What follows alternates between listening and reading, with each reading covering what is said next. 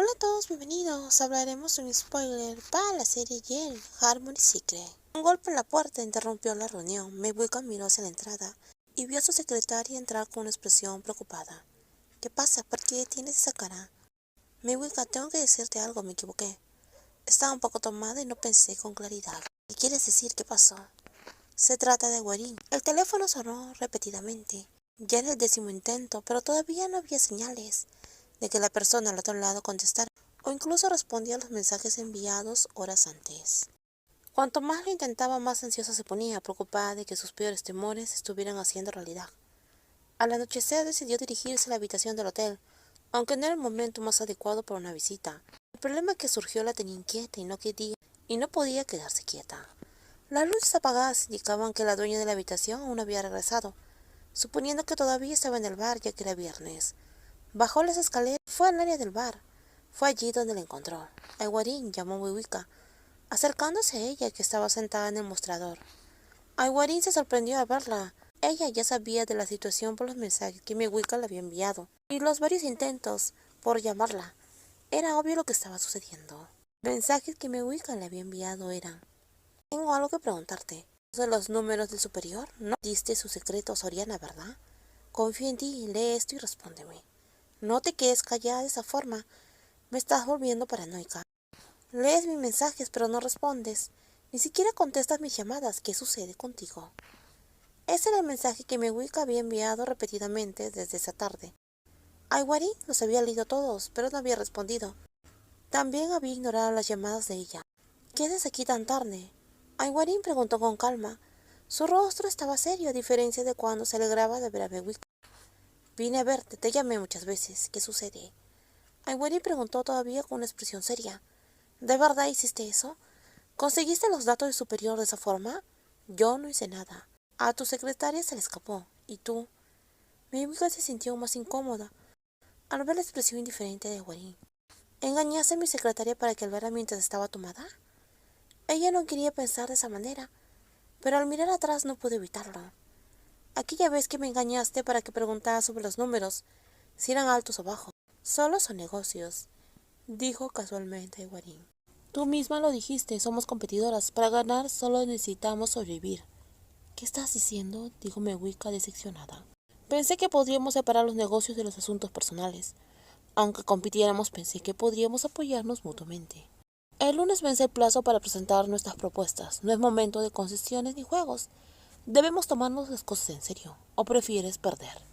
No quiero perder, pero pensé que si ganara o perdiera podríamos ser buenas rivales, incluso apoyarnos. Pero lo que hiciste me decepciona.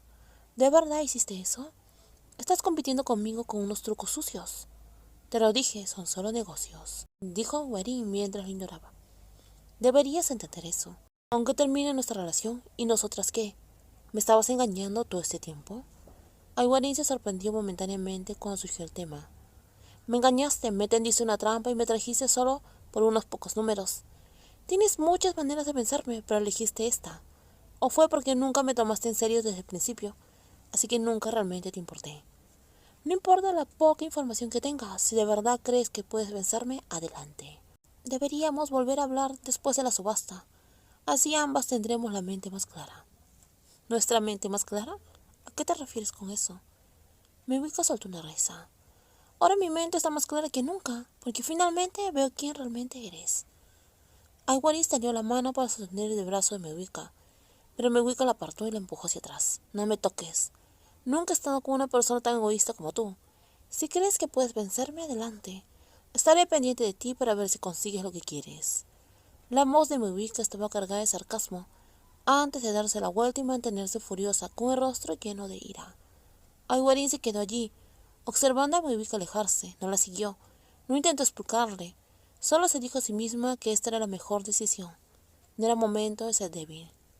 La pequeña sala de conferencias estaba cerrada con llave cuando Mayweather entró. Caminó hacia el frente de la sala observando a los 3 empleados en quienes confiaba. Luego, con un tono serio, comenzó a hablar. Lamento interrumpir su día libre, pero esto es una emergencia. No hay ningún problema, señorita. Parece algo serio, dijo uno de los empleados. Es muy serio. Vamos a revisar las cifras de nuevo. Finalizado, aún no hemos presentado nada. Así que quiero hacer algunos cambios. ¿Revisar los números nuevamente?